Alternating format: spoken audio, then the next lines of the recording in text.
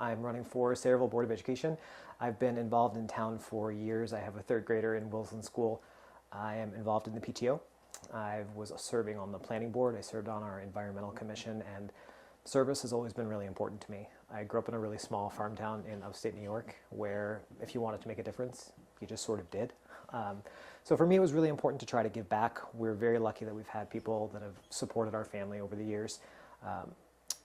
We have people in positions of power, we have people that are just neighbors, and everywhere we go it seems that there's been so much warmth and hospitality, and that's important to me. It's important to me that my son goes to school in a place where not everybody looks like us, not everybody prays the way we do, not everybody loves the way that we do, and that he gets to grow up in a place where there is so much diversity, culturally, racially, ethnically, is amazing. It is a huge responsibility to try to instill in him that, Shirley Chisholm said the blessings, that service is the rent we pay for the privilege of living on this earth.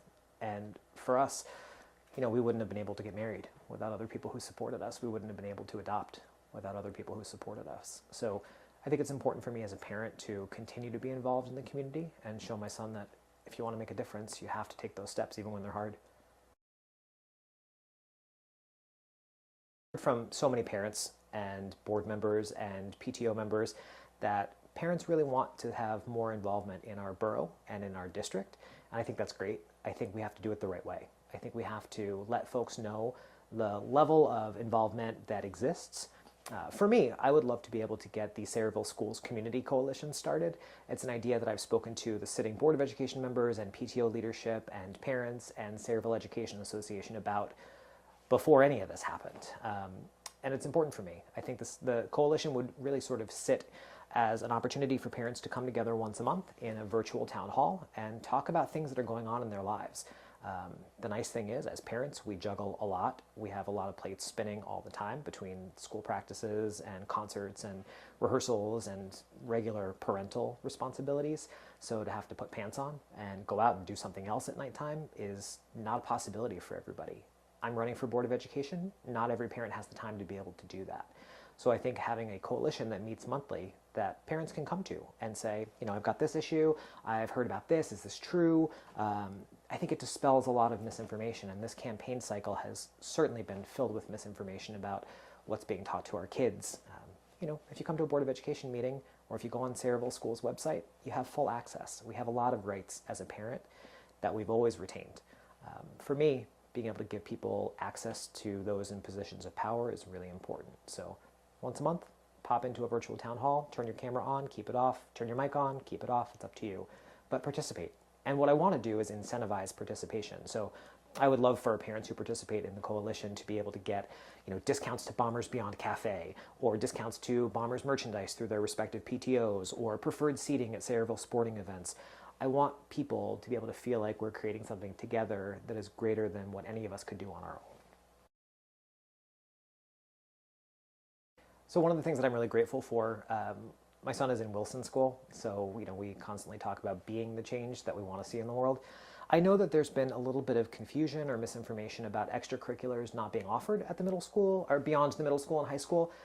That's not true. At Wilson, for example, my son has access to the Lego Club, the Disney Club, the Kindness Club. There's a lot that's offered thanks to, for example, our Wilson Elementary School PTO and our teachers who take the time to offer kids something other than their standard, elementary school education. My son just wants to sit at home and play Minecraft. So for him, it's a pass, but for everybody else, it's a really great opportunity. I would love to see more of that. I think it's important for kids to be able to have avenues to creatively stretch their minds and imaginations. My son tells me things all the time and teaches me, multiplication and division, but also he teaches me things about different cultures in the world. I didn't have exposure to anything like that when I was growing up. I mean, no exposure to diversity or other cultures at all. So for Gabe to be able to grow up and teach his dad is one of the coolest experiences I think I could have imagined for myself as an adult. And I want all parents to feel the same way. I want their kids to come home and be excited about what they learned after school. I would absolutely support some of our older kids maybe assisting in some of those after-school clubs for community service hours or for potential credit. I think it's great. There's been a lot of, one of our residents named August recently suggested that we do something just like this. I love it. I think there's no monopoly on good ideas. They come from all over the place. They don't come just from the people running for Board of Education. But if you're running for Board of Education, you have to be willing to listen to other people too. My 8-year-old is certainly proof that I don't have all the good ideas. So yeah, I mean, just the community has come together and offered really great suggestions. I think that's certainly one of them, having our older kids run some of our younger kids' tutoring. My son goes to Berks Park summer camp every year, and the relationship that he's formed with some of his counselors, we ran into at Hockey Monkey over in Woodbridge, one of his former counselors who gave him a discount on a stick when he was learning how to play ice hockey. And we have, folks that have reached out and said, well, I'm voting for you because your son was so kind to my daughter, who is a counselor at Berks Park. That's Sayreville. That's that kind of relationship building. That is something I always hoped that I would find in a place that I got to call home, and I have found it. And I'm going to work a lifetime just to be able to continue to build on that and protect that and defend that in a way that is honest and helps all of our kids, not just some. I think it's really important to have Board of Education members that represent the wider swath of what's represented in our community. I think that for me, as a parent, it's really nice for my kid to be able to look to his left and right and know that people don't always have to look like him, to give really important contributions to the borough that we're trying to build together. Sayreville is a borough that was founded, and people have come from all over to live here. I talk a lot about your voice being our strength. I believe that so fundamentally. And I believe that from our kids on up to our adults who we pick to put in positions of power. I think for me, being able to represent an underserved community, being able to represent a minority community with a 2-dad family, I think is important, but it's certainly not my only qualification to sit on the Board of Education. I've been in service to this borough for years on the Planning Board, on the Environmental Commission, with my son's PTO, stepping up for residents and standing with the residents of Laurel Park and in Morgan, and getting people to reject a bus depot in their own backyards. I think for me, one of the most important things is getting people involved. My campaign slogan has been, your voice, our strength. I don't want to scare people into believing terrible things are coming to Sayreville. I think we have a wonderful borough here. And my invitation running has been, come with me. Let's do this thing together. Let's work together to really accomplish something amazing in Sayreville. We have such dedicated Board of Education members. Our superintendent cares so deeply about our kids, about our special needs community. I mean, there's really so much good that's happened, and I want to add my voice to the existing chorus. I think it's important for me to be able to step in as a Board of Education member and know that I've already built relationships with those sitting BOE members. I already know and have the respect of people who have been elected, and I want to continue to earn that. So for me, stepping in and being a voice for all of our kids, not just some, all of our families, and not just some, I think that's a big strength. I think that's something that our community wants, and I think that's something that compelled people to ask me to run as a write-in candidate. It's not easy.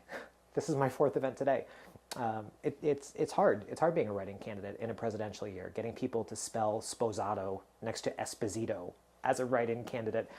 It's certainly not the clearest path to victory in the entire world, but I think that, as I've said to people that have asked me, I think hard work is good work, and good work is worth doing.